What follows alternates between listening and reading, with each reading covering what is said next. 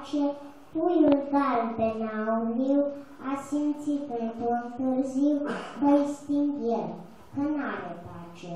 A simțit că lumea lui tot mai strâmtă, nu știu cum se face. Ce-o fi asta, se gândi?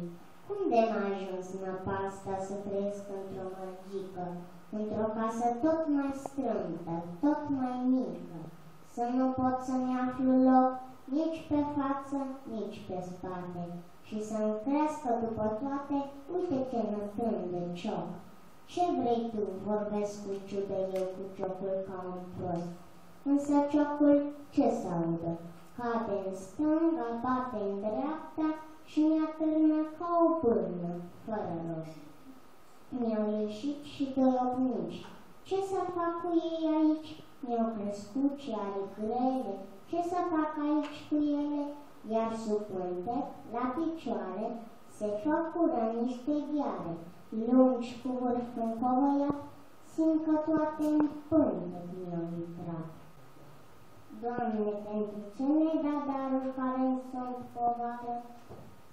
Și lăsat pe partea stângă, a început ușor să plângă, puiul pentru prima oară. Dar deodată, lângă ochi, bate cineva de afară, cioc, cioc, cioc. Inima în pui se zbate, se înfioară. Cine? Oare cine bate? Cu un tremur ca de o vrajă, a bătut și puiul în coajă. Uite, sub ciocănituri solide se deschide o fereastră. Doamne, ce priveliște măreastră! Apoi uite acum cât loc, unde poate să alerge, să se joace, să se culce, iar un glas atât de dulce, glas de mamă, Adantino, iată, îi vorbește, vină, și sări de drabocul din bârlogul vieții vechi. O, acum cât e de bine să ai ochi, să ai urechi, ce frumoasă e lumina, parcă ar vrea în piept să soară. Asta ce e un fir de iarbă, iar acolo e grădină. Iar apoi, după o clipită, a zărit lângă un arbust o grăunță rumenită, dar bună e la gust. Iar colea o gâză mică pe un fir de busuioc. Doamne, ciocușorul totuși, nu e rău deloc.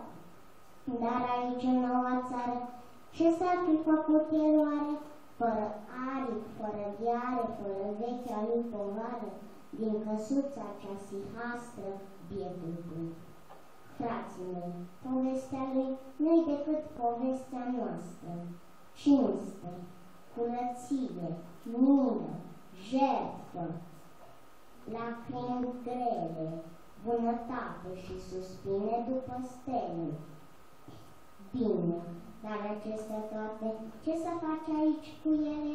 Să fii mut ca oaia în strungă, cu răbdare îndelungă, să nu fugi după avere, după nume, să-l iubești pe cel ce gata de a putea să te subrume. Bine, dar acestea toate, ce să faci cu ele în lume, când sub soare are preț numai zâmbetul isteț, numai vorba îndrăsneață, numai pașii lași și grei, numai mâna cu mănușă care trage la cenușă de la toți pe turca ei.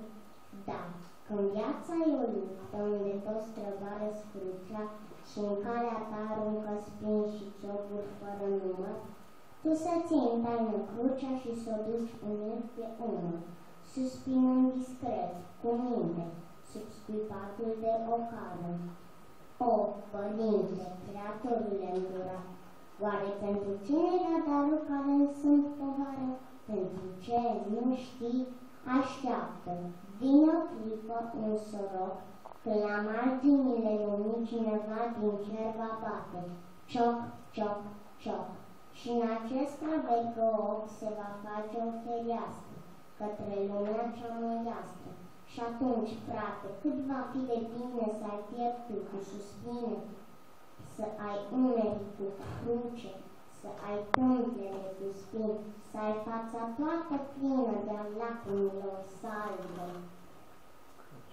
Căci acestea toate se vor face aripi albe și tunică de lumină și cununa de rubin și toiac de împărăție care știe cum să înfrunte, după cum Ioan a spus, că ne va sclipi pe frunte numele etern Iisus.